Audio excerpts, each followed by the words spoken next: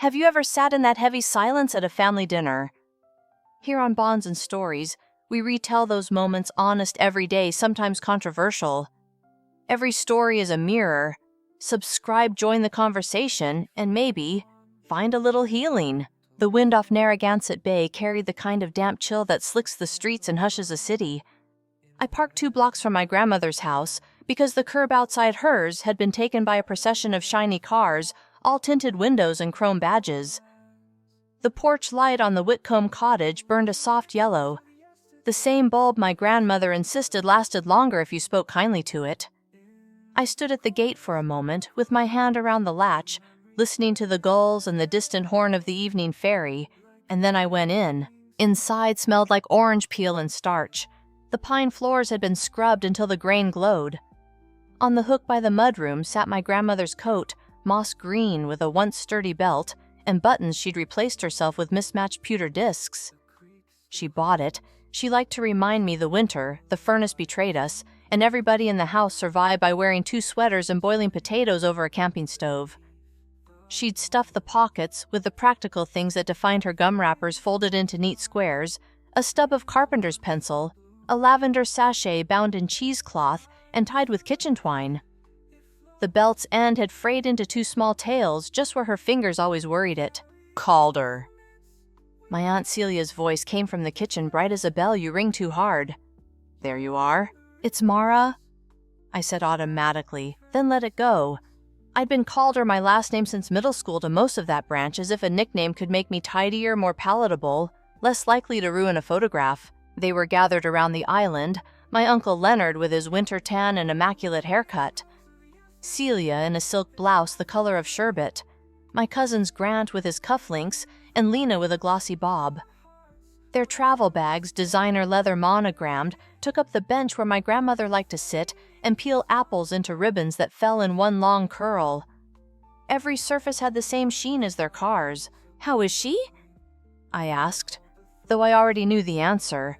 The answer sat in the quiet hum of the refrigerator, the hush of the living room where the hospice bed had been taken away that morning, the way the house had pulled itself tight around its missing center. Peaceful, Celia said, as if the word had pearls in it. And quick! That's a mercy! Where is your coat? You're damp! On the stove, a pot was boiling over. I turned it down. Leonard took my elbow lightly, a touch that felt like being nudged by etiquette rather than a person. We've already called Pastor Jules. 12 tomorrow at St. Bridget's. Afterwards, a small lunch at the yacht club. You'll speak, of course. I will, I said. I had been the one taking Iris to her appointments at St. Mary's Clinic.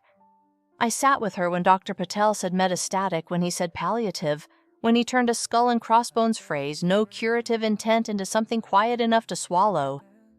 Iris squeezed my hand once, as if the bones of my fingers were a broom handle, and she was asking me to hold steady while she swept. We'll do this like we've done everything she told me in the parking lot, pulling the coat tight against the wind. We'll mind the small things first. We made a list cinnamon for the pantry salt for the step call Alma next door to borrow her spare casserole dish. It was her way chart the dailies and the large will yield. The others came after the call my aunt made in a flurry that smelled like expensive cologne and hotel shampoo. Leonard stood in the doorway to the den and said words like probate and executor, as if they were old friends he had invited and could therefore dismiss when they bored him. Grant and Lena took photographs, quiet ones with their phones down by their thighs, of the ticks and dents and old brass things that made up my grandmother's life, the jelly spoon with a crooked handle, the clock that stuttered at the hour, the maple table that had a dark ring where my grandfather once set down a kettle too hot. No one commented on the coat. Iris had never been a jewelry person. She kept her money in envelopes in the pantry to remind herself. She said that it had been won with sweat and therefore carried a smell. Do we have a sense of the policy? Leonard asked, pouring himself seltzer. They missed Bill at St. Mary's. The policy, I said. The insurance, he said, smiling like a dentist smiles to soften the drilling. Your grandmother was stubborn about premiums. If there's a gap, of course. We're fine, I said. Celia smoothed a placemat with 2 fingers. Iris and I had a lovely talk last Christmas, she said. She had such clarity, Mara. She told me she wanted things simple. Clean lines, no fuss, clean lines. A phrase that would have made Iris laugh if she'd had air for it. The woman saved bread tags in case someone's wires misbehave and used them to label cables around the house. When I was 9 and wanted a new backpack because mine squeaked, she had sprayed the zipper with a single dot of olive oil and pronounced it cured. The year I turned 17, she taught me to hem a pair of jeans using a slip stitch that would shame a surgeon. The coat had taught me the concept of mending, how to take something that worked and make it work again closer to the body. Tailoring is only a kind of listening, she said, needle between her teeth. You hear what the cloth wants to be. The night before the funeral, the house settled in layers. The kettle ticked as it cooled. The radiators breathed. Alma from next door came over with a pie, whose lattice gleamed like a basket in a painting, and slipped me a folded grocery receipt with a list of the people who had already asked whether arrangements had been made. It had X's next to certain names. Alma's quiet grammar of warning. She hugged me hard enough to knock my breath crooked and said, "Sleep if you can." I couldn't. I went to the mudroom and touched the coat, then lifted it from its hook and held it up to my chest. My reflection in the window, my hair escaped from its clip, my damp sweater, my face that always looks younger than it feels blurred with a dark yard behind it, the lemon tree that shouldn't survive Rhode Island winters, but did because Iris wheeled it inside on a trolley each November and back out each May. The coat smelled like bar soap and lavender and a winter of wood smoke. In the morning, St. Bridget's filled with the kind of quiet that isn't silence so much as a room learning how to carry grief. Pastor Jules's sermon found the simple nouns Iris would have liked, bread neighbor season seed, and let them be enough. I spoke after the scripture reading because Celia nodded at me at the right time, and once I started, the words found their seam. I talked about the jar where Iris kept clothesline pins, even though she hadn't had a line in 20 years, because if you put something away, it appears. I told them how she folded every paper bag into a square that could stand on its own. I said she had a good laugh, and the congregation exhaled as if it had been waiting to be told it could. At the yacht club, after everything was white tablecloths, white napkins, white butter curls, and white ramekins, the servers took away what we hadn't touched and replaced it with new versions of the same. People I didn't know shook my hand and told me Iris had once brought them stew when their pipes burst, or clipped a coupon for a thing they needed, or found them a chair when they were too emboldened to ask. Leonard held court by the picture windows, inventing a history between himself and my grandmother that sentimentalized just enough to make him generous. He told a story about how as a boy, he'd eaten berries so fast he'd turned his tongue purple, and Iris had laughed so hard she'd fallen off the picnic blanket and scraped her elbow. That story had been mine. He had been at a summer camp that week. I could have corrected him. I didn't. A glass clinked. "To Iris," Celia said. Everyone lifted theirs. The room held the toast in a way that made it both a ceremony and a deadline. I felt the moment ticking us forward whether we wanted that or not. Back at the house, the coat waited where I had left it. I hung it properly on the hook, aligning the sleeves as Iris had taught me. I washed the dishes, and then the dishes after those because more people came, and then the 4 plates someone couldn't find room for in the dishwasher. When the house was empty again, Alma put a hand on the small of my back the way you guide someone through a door and said they called from the firm. 10 tomorrow. Kensington and Howe, I asked. She nodded. Paneled walls and a square receptionist who remembers everyone's birthday. Iris had been precise with paper. Her file folders had labels written in pencil in neat block letters that could have been stenciled taxes, garden, warranties, bills unpaid, bills paid. Keep until January. When she came home from St. Mary's the first time and sat on the edge of the bed with her shoes still on, she said, "The organism has opinions and we'll respect them. We'll do less. We'll make sure our names are where they belong." She rested her hand on my cheek. "I know you hate it when I call you brave, so I'll call you thorough." Then she laughed the dry bell tone I loved and said, "It's almost the same thing." We had added 2 new folders, then medical and arrangements. The last paper she filed herself was a single-page letter on thick cream stock that she slid into a manila envelope and tucked into the back of a drawer. She did this without the theater a different person might have used. She did it the way she used to knot the end of a thread-firm small final. I was early to Kensington and Howe. The lobby smelled like eucalyptus and copier toner. A wall of frames held black and white photographs of ribbon cuttings, hands shaken, charity luncheons with centerpieces that leaned toward each other like they had gossip. The receptionist's square glasses, neat bun looked up and said, "You must be Miss Calder. I'm very sorry for your loss." My name sounded different in her mouth, softer at the edges, as if it were a thing made of cloth rather than wood. "Thank you," I said. "They're ready for you," she told me, and gestured toward the paneled corridor where the lights were warm, and the carpet gave a little underfoot like a good wool coat when you press your palm to it and feel it hold. I smoothed the hem of my dress, squared my shoulders the way Iris had taught me when we carried heavy boxes lift with your legs, let your back follow, and walked toward the open door. The corridor at Kensington and Howe had the hush of a library and the weight of an old ship. I walked past photographs of men in top hats standing near shovels gilded for a groundbreaking past, a landscape painting of Narragansett Bay in winter, where the water looked like hammered pewter. A junior associate with a tie the color of toothpaste appeared from an office and said my name as a question, the careful way people do when they've practiced it against a list. I said yes. He gestured me into a room with paneled walls and a window that stared straight at the steeple of St. Brigid's. "Miss Calder," he said, offering his hand. "Evan Locke. I'll be facilitating today's reading." His grip was cool and brief. "We'll begin when the others arrive. The other's a perfume your throat reacts to before your mind notices the crisp rise and fall of leather soles on carpet." Leonard entered first with Celia at his elbow, a choreography that made it seem the room didn't exist until they allowed it. Grant and Lena came behind, exchanging a glance that said more than either would ever speak aloud. Alma had insisted on coming with me, though she had no legal standing here, and now she sat at my side and made herself as small as a person can make herself without disappearing. She wore a cardigan the color of fresh bread. On the table, a thick folder waited with a paperclip clamped to its lip, a mouth trying not to speak. Evan smoothed his tie, consulted a printed list, then lifted the folder and opened it. On behalf of Kensington and Howe, he said, "And the Whitcomb family, please accept my condolences. Ms. Whitcomb entrusted our office with her testamentary documents. Today's purpose is to confirm their contents." He read with the careful metronome of a person trained to make commas audible. The first page was a recital of addresses and dates Iris's name in full, Iris Vera Whitcomb, repeated, as if the ink could keep her steady. The specific bequests came like pebbles dropped in a bucket. To Alma O'Rourke, neighbor and friend, a donation of $5,000 to the St. Brigid's Food Pantry in her honor. To the Providence Sewing Circle, Iris's Singer Machine, with the box of feet neatly labeled. To the Providence Public Library, an annual gift drawn from a small endowment for the replacement of broken spines and lost books. Celia's face softened at that one.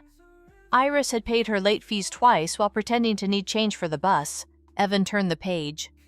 "As to tangible personal property," he said, and here the air in the room tightened unless otherwise enumerated, the decedent directs that such property be distributed at the discretion of the personal representative.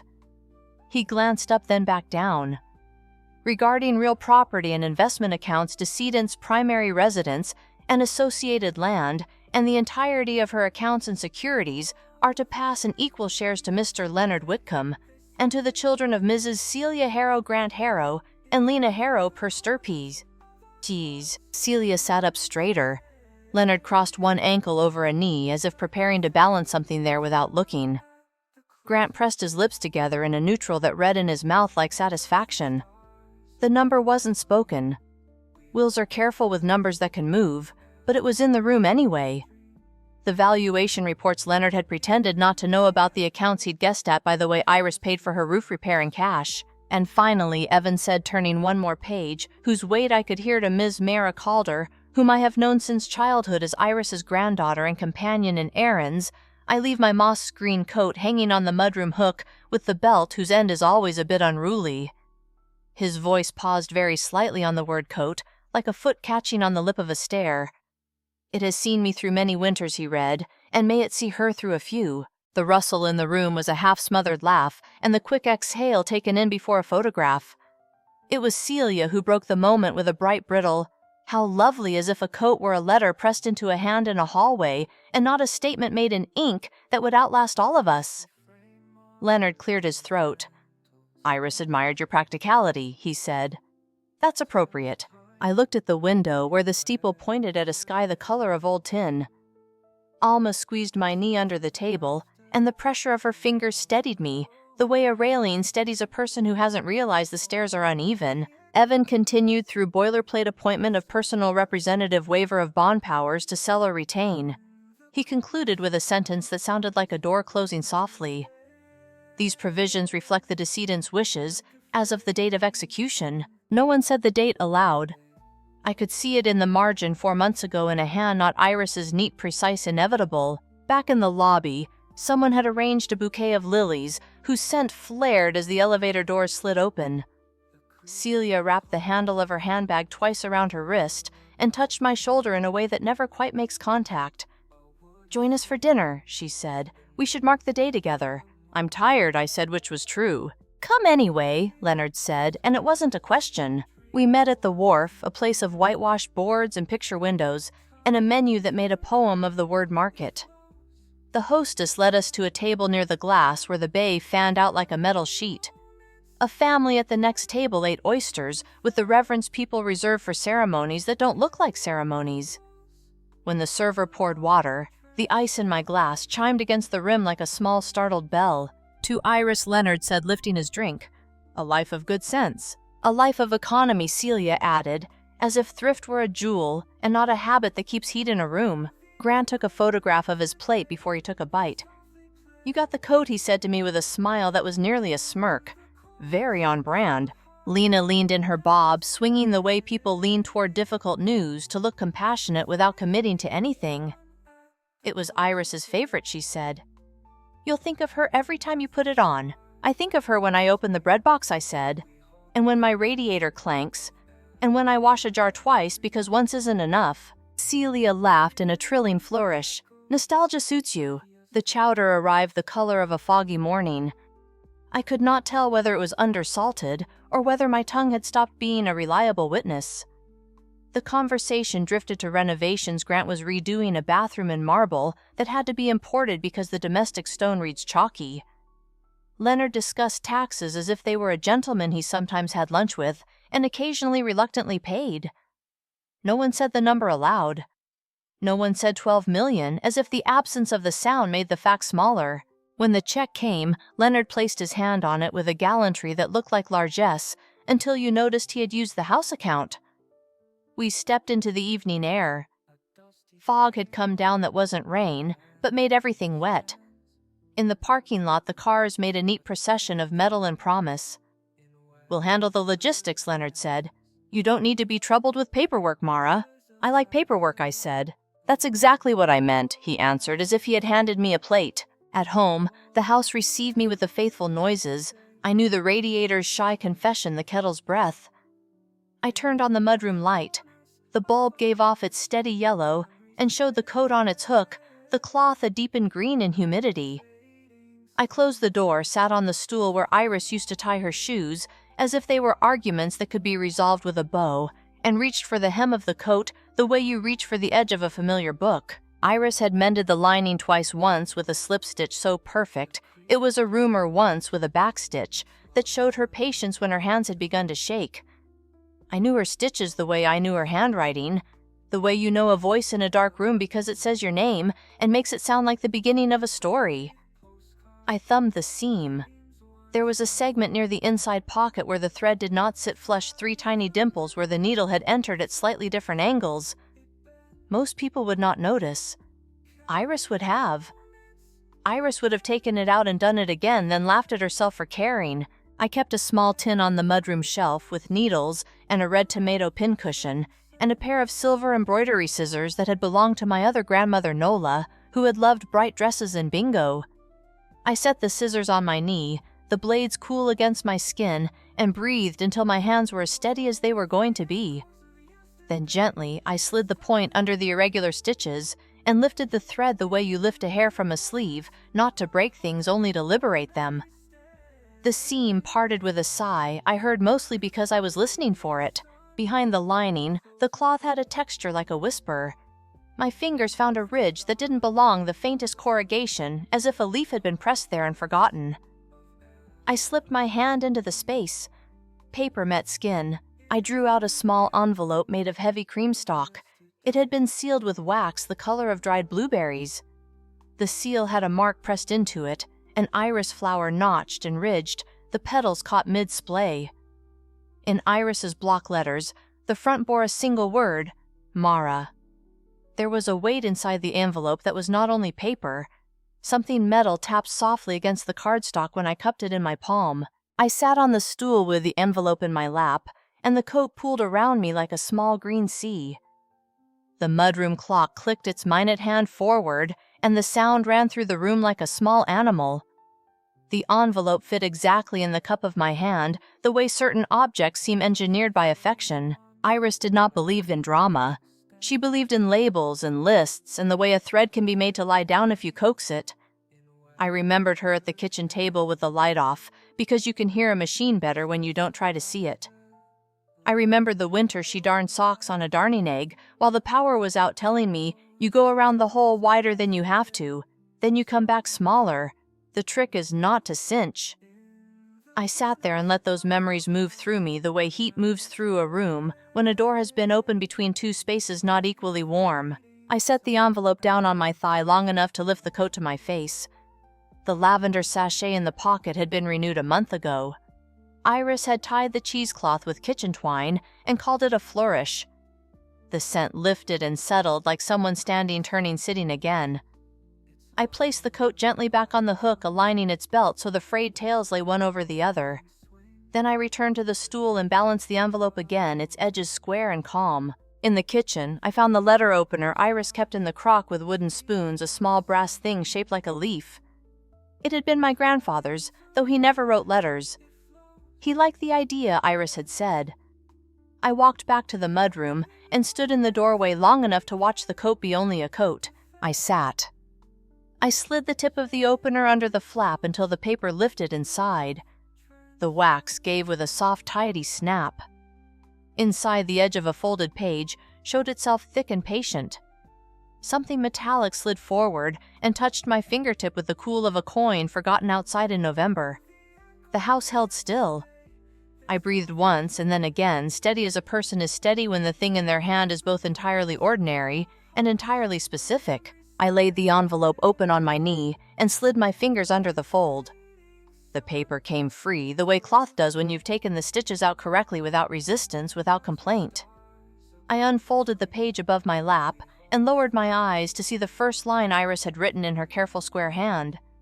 The first line of Iris's letter was written in the square, patient hand she used for labels and recipes. If you're reading this, the house has already learned my absence. Mind the small things first. Under that, a neatly indented list like a shopping note brass key enclosed Harbor Federal South Main Branch, ask for Ms. Patricia Winters box number 1447. The numbers were underlined once, not twice. Iris was sparing with emphasis. Beneath the instructions came a paragraph that sounded like her speaking from the kitchen while the kettle came up. When people are watching a door, they forget about windows. Don't blame them. Eyes go to the largest rectangle. We've tended what needed tending. If paper confuses you, call Ms. Winters. She is good at folding complicated things into manageable shapes. I have trusted her for a long time, and for a reason I didn't pick by accident. A second folded slip slid out from behind the letter. It was a small card, the kind banks laminate. On it, my name in block print and an account number. Behind both papers, enclosed in a corner of the envelope like a secret she didn't want to rattle, lay a narrow brass key with a triangular bow and a notch filed at the tip, a notch Iris would call a quirk with purpose. When I tipped it onto my palm, the key chimed softly against my wedding band, the plain silver one Iris had told me to keep wearing, even after Oliver and I stopped trying to make a future inside it. I set the letter flat and read it again. There was no flourish, no apology for the theater of a hidden envelope. Iris didn't perform, she planned. Mind the small things first. I stood, slid the key into my jeans pocket, where it found the corner like a pebble finds its hollow, and went to find my coat. Alma was up already when I tapped on her door. The pie plate from the night before sat washed and inverted on a towel. She took one look at my face and said coffee for the car then, and went to find her shoes. I showed her the letter while the kettle worked. She read without sound, breathed out through her nose, and looked at me in a way that meant in Alma's language, "We are not surprised, and also we are permitted to proceed." Harbor Federal's South Main branch had a lobby that smelled of eucalyptus and printer ink, and a Monday sort of light, even though it was Tuesday. A woman at the desk lifted her head with the attentiveness of someone trained to notice rings in grief. "Good morning," she said. "How may I help you?" "I'm here to access a safe deposit box," I said. 1847.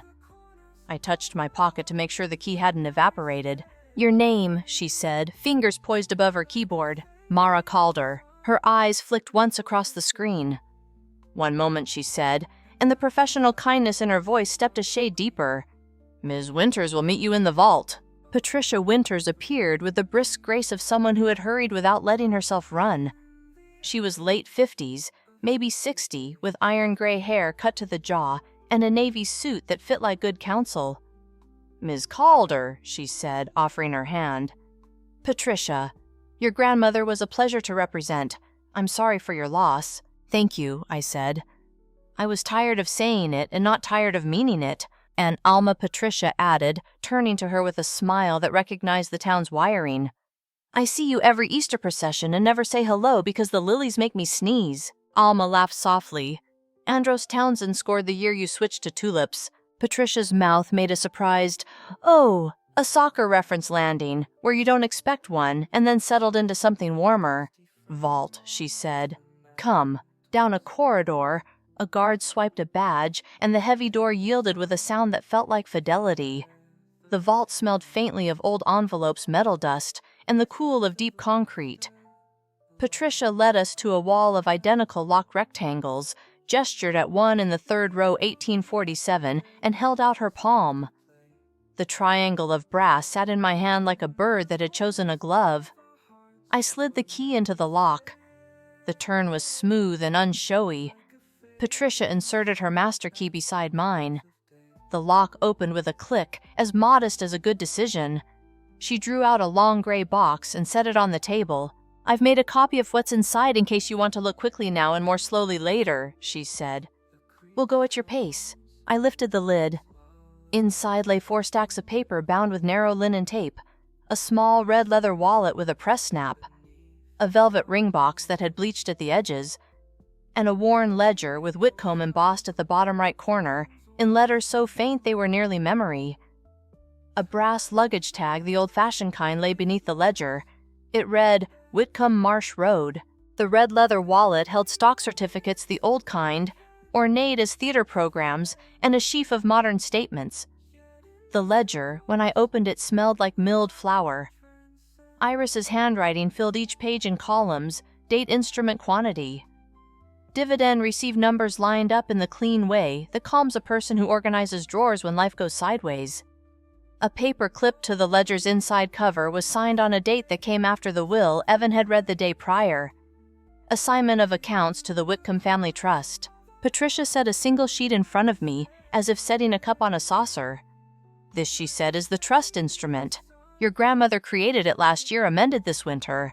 She retitled the significant assets, the investment accounts, the deed to Marsh Road into the trust. That means they don't pass through probate. The will you heard yesterday deals with what remained in her individual name.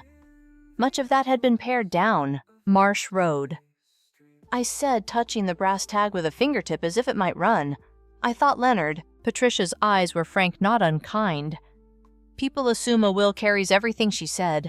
"It does not unless everything is still in the decedent's name. Your grandmother deeded the property to the trust last October.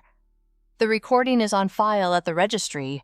This she tapped. "The trust is the controlling document." Alma made a sound in her throat that was not triumph and not relief, but something neighborly that knows the distance between those two. "Iris did it tidy," she said. "She did," Patricia said. "She did not wish for a spectacle. She wished for clarity." I unfolded the trust. The first page gave the name, the Whitcomb Family Trust, and the date. The second appointed a trustee me with duties spelled out in the plain-spoken legal that tries to be both affectionate and enforceable. There were pages for successor trustees for powers and limitations for the way money should be treated when someone asked it to do more than one thing at once. There were attachments, a schedule of property that included the Marsh Road parcel, described in a paragraph that sounded like a story of trees, a list of investment accounts, a politely worded letter to the registry requesting the new deed be returned to Kensington and Howe, which meant like the bread tag system, and the canned goods rotation that Iris had arranged her world so the person who needed to know could know without hunting. In the velvet box lay a ring I had never seen, a small oval sapphire set in a thin band etched with leaves. It wasn't large. It was exceptional in the way quiet things are when the light finds them. There was a note tucked beneath it in a nib of paper so small I nearly missed it. "For your right hand when you need to remember your left," Iris had written. I put the box down before the message could do what it was trying to do behind my ribs. "The ledger," Patricia said, nodding. "Your grandmother kept that since 1956. She called it my penny book to irritate your uncle. If you run a finger along the back cover, you'll feel a pocket." I did as she said. The leather gave softly. A thin envelope slid free, addressed to trustee. Inside 3 sheets, a list of institutions and contacts. A line handwritten at the bottom. "If you are tired, rest, do not decide, tired." And tucked into the last fold a Polaroid of Iris at the Marsh Road gate. One hand on the latch, the other holding something I couldn't make out until I looked again and saw the lemon tree on its trolley like a stubborn debutante in winter. Patricia let me turn pages until the motion steadied. "We'll record the acceptance of trusteeship when you're ready," she said. "For the moment, I want to say a thing that is not a surprise to me and maybe to you." She gestured at the room where numbers had become landscape. "Your grandmother's preparations were careful." She anticipated objections. She left me a letter for today, in which she says, and I quote, "If anyone is unkind to Mara, you tell them I told you to growl." I won't growl in this lobby, but I have teeth. The laugh that left me felt like a misbuttoned coat finally righted. Alma grinned at Patricia in a way that charged their acquaintance with immediate loyalty. Patricia was the kind of woman people like to put in charge of fair raffles and hospitals because she could do triage without making anyone feel less. We signed the bank's ledger to record the box access. Patricia suggested we take certified copies and leave the originals in the vault for now. I placed the trust, the deed copy, and Iris's letter in a folder Patricia had brought, the kind with metal prongs that make you feel something will not drift away if you turn your back. Back upstairs, we paused at the reception desk. The lilies had been changed out for something without a smell. I thanked the receptionist for nothing in particular and everything in general. Outside, the air had the clean feeling you get after a long subtraction. The city moved on as it always had, buses sighing at curbs, a bicyclist in a red hat, a child dragging a stick along a wrought iron fence so the bars sang. "Lunch," Alma said, not as a question. "Bread and soup, my house." I shook my head gently. Later I said, "I need to stop at Marsh Road. Alma, watch me the way you watch someone carry a box you know is heavy but balanced." "I'll leave the porch light on," she said, "which in this town means I am with you." Patricia tucked her card into the folder's front. "My cell is on the back," she said. "You may call me for a recipe or a revolt. Both require timing." I drove with the folder buckled into the passenger seat. The road out toward Marsh bent along the marshes so the water and the fields traded places, then folded past the clapboard church and the stone wall, where when we were small, Iris made me and Danny, my cousin, who taught me to skip stones and then taught me not to be surprised when stones sometimes refused count the pillar caps to keep us from complaining. The Whitcomb place sat back from the road behind a hedge that made a fist against the wind. To the left, the old barn slouched in the way old barns slouch, like an uncle pretending a nap is a choice. The lemon tree sat just inside the sunroom door, tipped toward the glass, stubborn as always. I parked under the maple. The gravel didn't register my tires so much as agree with them. A sound that made me think of cinnamon jars and the careful arithmetic of mornings. When I opened the porch door, the cool of the house reached my face with the politeness of a neighbor stopping by. I set the folder on the kitchen table and smoothed the corners with both palms. The room accepted the weight. The first thing I did was fill the kettle and set it on the burner. Iris always said decisions sober up when there is hot water in the room. I leaned against the counter while the thin whistle began and then steadied.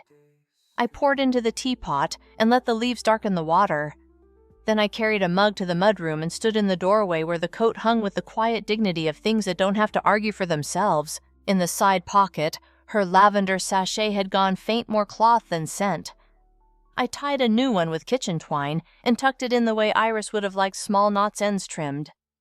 There I said out loud to no one, and to her the way you say there when a picture has been rehung straight.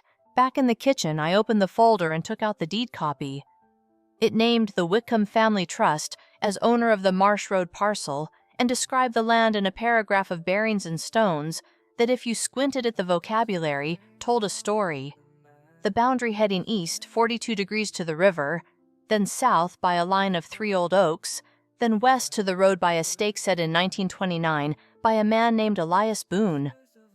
Iris had once described Elias Boone as honest enough for survey work and prone to exaggeration about fish. I ran a thumb along the margin where Patricia had paper-clipped a yellow flag that read recorded. I made a second mug of tea and stood by the window. The light moved across the backsplash in a slow drag, like a hand smoothing a wrinkle. Down the drive, a car turned in Celia's sedan, precise as eyeliner. Behind it, Leonard's SUV, the chrome winking like a story polishing itself.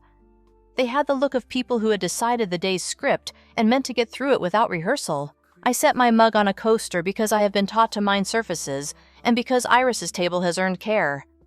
In the living room, I straightened the stack of magazines Iris never threw out because she found at least one recipe worth saving in each. I laid the coat across the back of a chair where the light could find it. I placed the folder on the maple table with the metal prongs open and the papers aligned. I opened the door before the knock sounded, because I had heard the footfall that always comes a second first, the weight of it already known to the floorboards. Celia stepped into the cool of the hallway and kissed the air near my cheek. Leonard removed his sunglasses with the gravity of someone entering a chapel and set them on the dish Iris used for keys, as if he had permission for either. Grant and Lena came behind their faces arranged in neutral, the sort of neutral that has practiced in mirrors. "We thought we'd stop by." Leonard said the sentence constructed to conceal that he had already stopped by in his mind and found his place at the head of the table. "There are matters to clarify." "Yes," I said, "there are." I poured tea into the second mug and slid it across the counter. No one reached for it. The kettle ticked as it cooled. Outside, a gull made its crooked sound and then quieted. The house waited with me, containing breath. I went to the dining room and took my seat at the end of the table, where Iris used to sit with the sun at her shoulder, and I rested my hands on the folder in a way that was not a guard, and not a flourish, but a simple announcement of presence. Leonard took the chair at the long side of the table, as if gravity preferred him. Celia set her bag down carefully, aligning the straps, and folded her hands. Grant and Lena hovered at the threshold until the silence in the room arranged them into seats. "There are provisions." Leonard began adjusting a cuff that needed no adjusting. "Misunderstandings travel fast. Best to cure them at the source." I opened the folder and laid the first page where the sunlight could read it. "This is the Whitcomb Family Trust," I said. "Executed last year, amended in February.